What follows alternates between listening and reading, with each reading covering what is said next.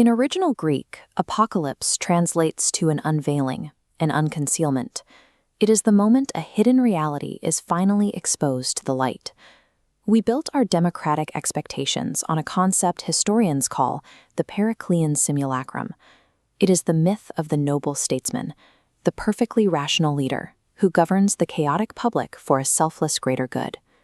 For decades, this myth provided a buffer of decorum. It served as a shock absorber, convincing the public that despite the grinding of the machine, the pilots were operating with fair and balanced intentions. Donald Trump discarded that entire aesthetic. He replaced the traditional rules of engagement with raw ego, transactional threats, and a relentless focus on personal dominance. Trump's presence functions as the apocalypse of Pericles.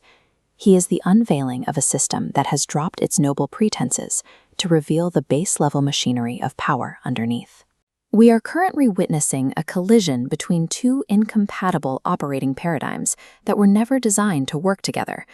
Our political software is written in the language of consensus and equality. It is an idealistic code that assumes every participant is optimizing for the greater good. But this software runs on a capitalist hardware that demands the opposite behavior. In a system where access to housing, healthcare, and security depends entirely on individual profit, the primary engine of survival is self-interest. To succeed in the market, the individual must be a benefit-optimizing creature, often at the expense of the whole. This diagram plots that behavioral calculus.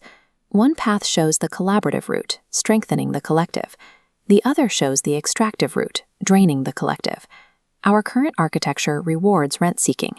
It creates a systemic gravity, pulling wealth toward the extractive quadrant, making capital the only reliable shield.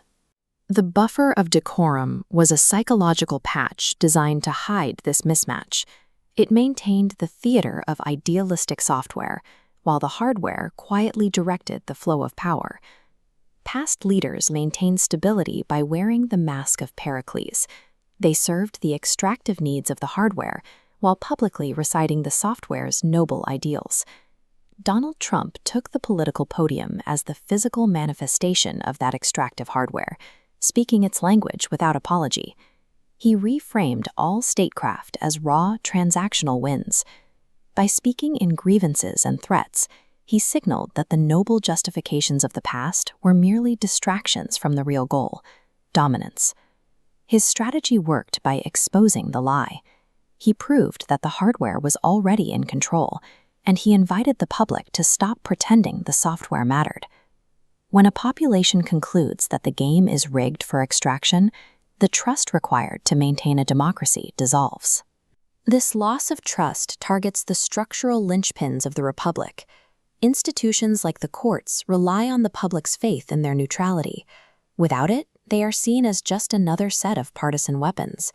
This leads to epistemic nihilism, a state where the electorate loses faith in any objective truth or fair process. If the noble statesman is a myth and the economy is a trap, the voter makes a new choice. They seek a leader who admits the system is a joke and promises to punch back at their perceived enemies. This internal decay serves as a global advertisement for authoritarianism. It allows dictatorial regimes to frame their own systems as the only stable alternative to the decadence and chaos of a free society. Addressing this crisis involves more than changing the person at the podium. It requires rewriting the extractive economic hardware that made the Mask of Pericles necessary in the first place.